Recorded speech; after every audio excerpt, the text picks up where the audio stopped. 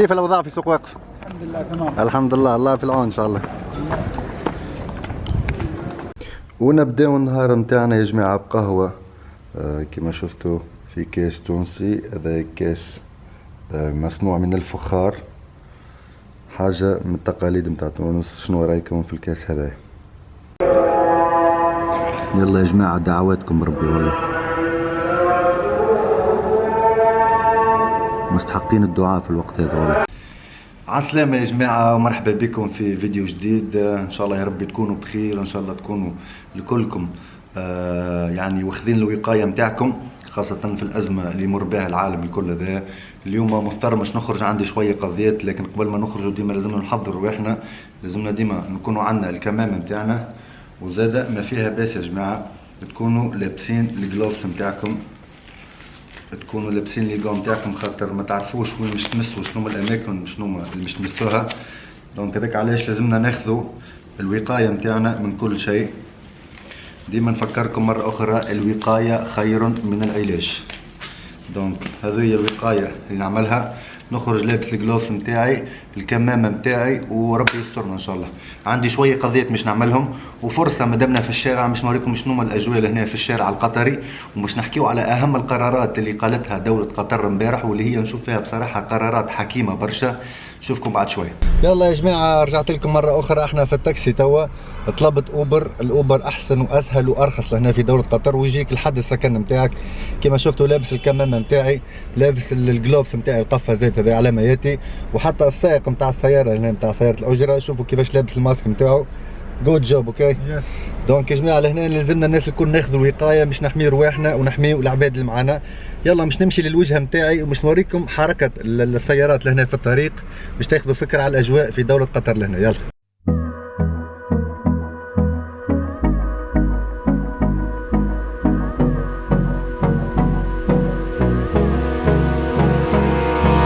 Abrázame toda la noche, no nos queda mucho tiempo más. No quiero perder lo que queda. Seguimos siempre la pasión y confiamos solo en el. يا جماعه لهنا في قطر اكثر الناس ما عادش تمشي للمطاعم. كما شفتوا هذاك ديليفري، يعمل لك يعني هوم ديليفري، يوصل لك الطلبيات نتاعك للبيت. كما شفتوا يعني تقعدوا في دياركم وتعملوا ديليفري طلبيه وهو يوصلها لكم للدار. كما قاعدين نشوف يا جماعه هذه الاشاره نتاع محطه المترو. والبارح ضمن القرارات اللي نزلتها دوله قطر انه جميع محطات المترو وجميع وسائل يعني المواصلات العموميه كلها تم اغلاقها بالكامل. من بعد ان شاء الله باش نحكي لكم على القرارات هذه اكثر. كما شفتوا يا جماعه القرار اللي هبط امبارح انه وي ار اكسبتنج تيكينج اواي، يعني الاكل المطاعم كما شفتوا ما فماش كراسي، ما فماش يعني طاولات لهنا انك تهز الاكل نتاعك وتاخذه على البيت. وكما قاعدين تشوفوا المحلات الكل مسكره. احنا موجودين في يعني اكثر منطقه في اكتظاظ في قطر اللي هي سوق واقف. رغم هذا كما شفتوا الناس الكل ملتزمه بالقوانين والقرارات الجديده انه تم اغلاق كل شيء.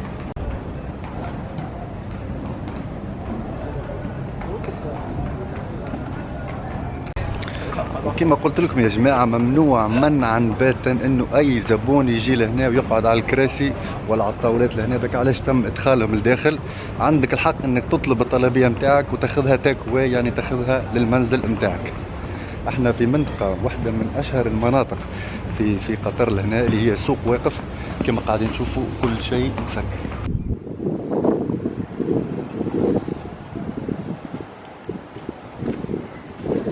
كما قاعدين تشوفوا كل شيء مسكر، وذلك مرة أخرى حفاظا على صحة الجميع.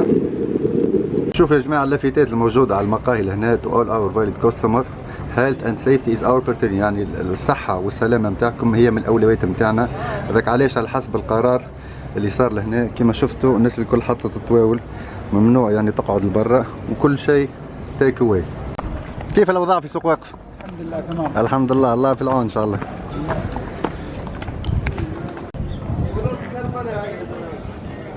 وكما قاعدين تشوفوا يا جماعه الزامي الطاولات والكراسي يتم عزلهم على الحرفاء. صراحه كل المطاعم ملتزمه لهنا. شوفوا حتى عمليات التعقيم لهنا كما قاعدين تشوفوا. جود جوب مدير. كما شفتوا يعطيهم الصحه. ميساج يا جماعة للتوانسة الكل، بربي وعيوا الناس اللي معاكم. رانا اللي نشوف فيه في تونس بالحق راهي حاجة والله توجع القلب راهو بالحق.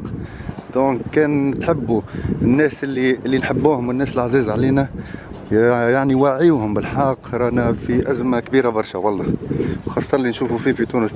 السلام عليكم، مرحبا يا خويا، عايشك. دونك لازمنا يا جماعة نوعيوا الناس الكل ونكونوا واعيين بالأزمة هذه، خاصة نحن في تونس الناس ماخذتها يعني باستهزاء كبير برشا، وربي يسترنا إن شاء الله. وكما كنتوا تشوفوا يا جماعة احنا كنا في سوق واقف. المكان هذا معروف في دولة قطر لهنا، مكان ديما تكون فيه الكثافة كبيرة برشا. كما شفتوا المقاهي الكل ممنوع منعا باتا أي حريف يظل في المقهى، وذلك تفاديا يعني للزحمة متاع الناس. دونك هذاك علاش التيك اواي فقط، يعني انك تاخذ الطلبية متاعك وتمشي تروح لداركم. دونك ان شاء الله يا ربي الناس الكل نلتزموا بالقرارات هذه خاطرها في مصلحة الجميع. كما قلت لكم مرة أخرى يا جماعة الأماكن الكل تم غلقها في سوق واقف، قعدوا كان الحمامات هذه كما شفتوا بتعرفوا قيمة الحرية. قيمة الحرية يا جماعة ما تتشراش بحتى فلوس. هذاك علاش ردوا بالكم على رواحكم، ردوا بالكم على رواحكم. بالنسبة للناس اللي ما تعرفش القصة دي يا جماعة، هذه عملتها في فلوقات أخرين. هذا اسمه المشروع التجريبي للأسفنت المبرد. كما تشوفوا لهنا الأرضية لهنا زرقاء والأرضية غادي اللون العادي متاعها، باش يقلوا درجة الحرارة. جربوا المشروع التجريبي هذايا. كما شفتوا على الأسفنت الأسود درجة الحرارة 39، لكن على الأسفنت المبرد اللي هو الأزرق 37 درجة. يعني شوفوا لهنا 39 الحرارة ولهنا 37، خاطر نعرفوا الحرارة لهنا في الخليج بصفة عامة ما شاء الله. وبخصوص يا جماعة قلت لكم كما نقولوا لهنا متاع الطلبيات كثروا، والناس قاعدة شادة ديارها وما تحبش تخرج يعني خوفا وحذرا. نشوف في برشا الناس يا جماعة الدليفري هذوما باش نسهلهم. نشوفوا اسكو يعني الطلب بكثر الايامات هذه ولا لا. Bro, excuse me, how are you? I have one question. Yes. Those days after coronavirus, did people start to order more delivery at home, right? Yeah. Yes, okay. Thank you, bro. Thank you. See you. Take care, thank you. كما قلت لكم يا جماعة الناس شادة ديارها، الوقاية، ما تخرجوش. أبسط حاجة إنك تبع الدليفري نتاعك. نعرف في تونس ما عندناش ممكن الإمكانيات هذه، ما عندناش الدليفري هذايا. دونك حاولوا تقضيوا وما تمشيش وقت اللي تبدا الناس كلها هابطة على كارفور وهابطة على الدنيا الكل. دونك حاولوا تختاروا الوقت نتاعكم باش تمشيوا وتقضيوا الأكل. باش نوريكم يا جماعة حاجة باهية على الآخر. شوف أنا توا باش نقطع الطريق للضفة المقابلة، ما نجمش نتعدى من هنا، وعلى سلامة يعني المترجلين لهنا لازم تستعمل النفق هذا اللي موجود لهنا باش توصل للوجهة نتاعك من غادي. وهذه حاجة بالحق باهية برشا، خاصة لسلامة الأفراد وسلامة المترجلين. وهذا هو النفق. نوصلوا لهنا احنا. شفت يرى الحمد لله يا جماعة الواحد لابس جلوفز كما نقولوا، مش ما نلبسوش يعني بيدينا المجردة. نستناو المصعد يجينا وننزلوا للنفق. شوف ايش خير من هكا يا جماعة، تاخذ الاحتياطات نتاعك. الوقاية خير من العلاج. وبعد المصعد نهبطوا مرة أخرى على السلم هذايا. كما شفتوا عمليات التنظيف وعمليات التعقيم لهنا. هذا هو النفق. النفق هذايا نخرجوا من شيرة الكورنيش. شوفوا يا جماعة رغم اللي فما مصعد، لكن كما شفتوا فما 4 أشخاص مش يطلعوا المصعد. دوك مش تقولي فما اكتظاظ. هذاك علاش خيرت باش نمشي على الدرج. حاولوا تتجنبوا الاكتظاظ نتاع الناس في مساحة صغيرة. هذاك علاش، وهذا هو ما يزيد في نشر الفيروس. دونك هذاك علاش خيرت نمشي على الدرج احسن لي، مانيش باش نخسر برشا وقت، ممكن حتى مش نوصل قبل منهم. دونك الواحد ياخذ الوقاية نتاعو. كما شفتوا وصلت قبل. احنا يا جماعة موجودين تحديدا في كورنيش الدوحة. كما شفتوا لهنا وين فما الرحلات لهنا، وهذيك العاصمة الدوحة. باش نسأل الواحد يخدم لهنا. برو there is some customer going by boat or no more? No more. كما قال لكم ما عادش فما حتى رحلات هنا شيء مسكر. ثانك يو برو. الناس الكل لازمها تاخذ الاحتياطات نتاعها وتبعد على الاماكن اللي فيها اكتظاظ. حتى بصراحة يعني قبل كانوا فما برشا ناس يكونوا يتمشاو لهنا في الكورنيش كله. شوف العدد قداش نقص، والحركة نتاع الاكتظاظ نتاع السيارات لهنا هذا ما تسمح حد شيء. كان يعني الطريق يكون كله مكتظ بالسيارات. لكن يا جماعه هذا ما يمنعش لو فما برشا ناس قاعده تجي تعمل في شويه رياضه لهنا، ممكن يستغلوا في الظرف، لانه سبحان الله يعني كي تقعد برشا في الدار برشا قلق نعرفه، وكي تمشي الاماكن ما يكونش فيها برشا ازدحام على الاقل احسن بدرجه اقل. يعني هو المطلوب انه احنا نشدوا ديارنا، لكن في اماكن كما شفتم مثلا فما زوز من الناس يجري ورايا وحدهم، يعني ما فماش برشا اكتظاظ كما قاعدين تشوفوا لهنا. شوف ما فماش اكتظاظ بالكل، دونك ما فيها باس نعملوا شويه رياضه، لكن ابعدوا على التجمعات وعلى الاماكن اللي فيها الاكتظاظ نتاع الناس. الحديقه هذه يا جماعه اللي تشوفوا فيها انتم الكل، الحديقه هذه في قلب الدوحه كما شفتوا الدوحه ورايا، هنا سوق واقف، كانت تعج بالناس بارك الله كما شفتوا تو خاليه، تلقى ممكن واحد ولا اثنين. العباد الكل يعني ممنا بالخطوره نتاع الوضع هذايا، ولازمنا نتبعوا التعليمات نتاع الدوله اللي احنا عايشين فيها خاصه، ومره اخرى وعيوا الناس اللي معاكم برب، خاطر ما تعرفش على البلا راهو المرض هذا قاعد ينتشر بسرعه. مدير ما في ماسك؟ موش لابس ماسك، شو نعملوا له ترى؟ الوقايه خير من العلاج يا جماعه. اول مره يا جماعه الخير نشوف سوق واقف بهذه الطريقه. يلا يا جماعه احنا مروحين توا للدار، كملنا قضيتنا الكل. كما شفتوا هذا اخونا جافيد من باكستان، اللي هو كما نقولوا سائق تاكسي لهنا في وسائل العموميه لهنا، هذه الكروه بارك الله عليه، هاكا لابس ماسك، جونا احلى جو. يلا شوفوا يا جماعه في التاكسيات لهنا عاطين معقم لليدين كما قاعدين تشوفوا لهنا، يعقموا به اليدين نتاعهم، ويعقموا خاصه لهنا البلاصه الناس اللي ديما تمسها لهنا، فريمون يعطيهم الصحه والله. وكما تشوفوا يا جماعه هذاك علاش نحيت القفازات نتاعي، على خاطر هنا عندنا المعقم، واني كنت لابس القفازات نتاعي نحيتهم، وانا كما تشوفوا.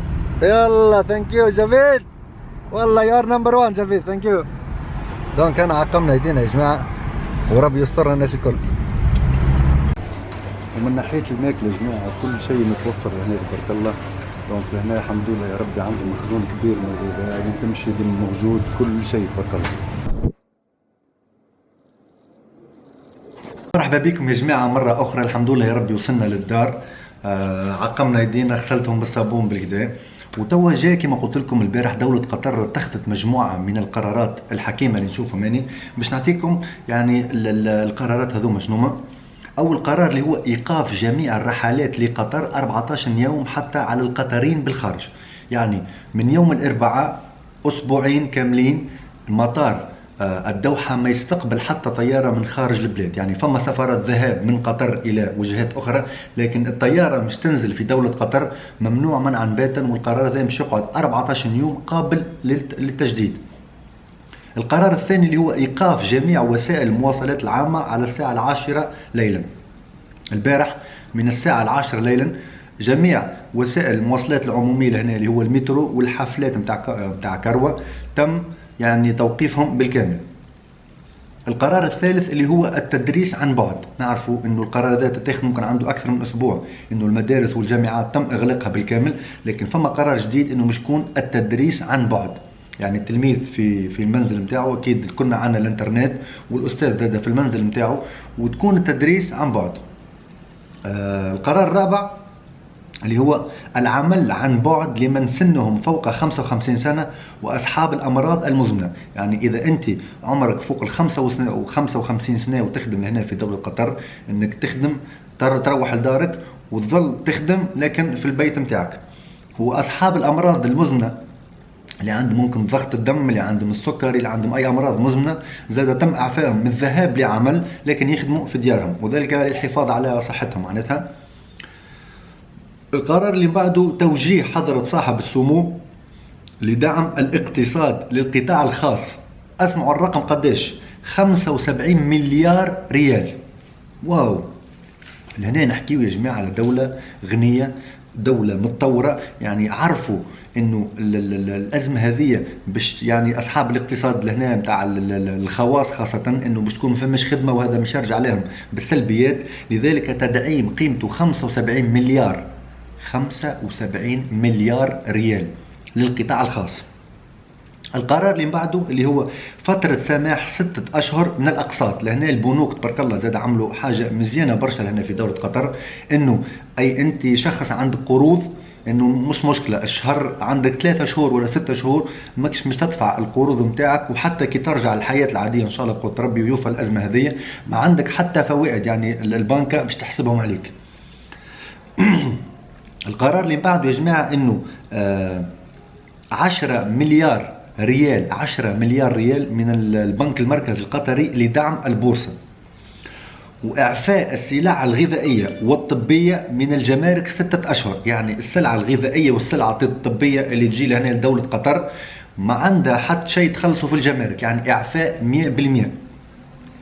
وإعفاء الصناعات من الكهرباء والماء 6 أشهر. يعني أنت عندك مشروع لهنا، عندك محل، الدولة أعفاتك من الكهرباء ومن الماء لمدة 6 أشهر. يعني أكثر من هيك ما فماش حاجة باهية بصراحة، يعطيها مصحة الدولة قائمة بالواجب، قاعدة تخمم في المواطنين نتاعها وزادة في المقيمين، قاعدة تخمم في المستثمرين، بالحق يعطيهم الصحة على الآخر. وزادة سمعت إنه أغلب المولات، يعني أغلب المراكز التجارية الموجودة في دولة قطر، إنه لمدة 3 أشهر كل المحلات الموجودة في المولات ماهيش مش تدفع الإيجار. نعرفوا إنه الخدمة قلت برشا وما عادش فما عائدات مالية، هذاك علاش المولات والمراكز التجارية اللي هنا الكل في دولة قطر خذت قرار إنه ما عادش باش يخلصوا ايجار للمحل نتاعهم لمده 3 اشهر. بالحق يعطيهم الصحه. ان شاء الله يا ربي يسترنا الناس الكل، وان شاء الله ازمه وتتعدى. ديما خذوا الحيطه نتاعكم وخذوا احتياطاتكم، الوقايه خير من العلاج يا جماعه. دونك هيك نوصلوا لنهايه الفيديو نتاعنا. نحبكم برشا، ومره اخرى على خاطركم اليوم خرجت للشارع ومشيت صورت وعملت حاجات، يعني كيما نقول المفروض نقعد شاد الدار. نحبكم برشا، وديما نحب نخليكم في عندكم الاخبار والاحداث الكل. دونك ما تنساش تعملوا اشتراك انك جديد، ونحب نستنى التعليق نتاعكم واللايك نتاعكم والدعم نتاعكم، وساعدوني باش ننشروا الفيديو هذا. نحبكم برشا ونشوفكم ان شاء الله في فيديو جديد. باي باي، وردوا بالكم على رواحكم.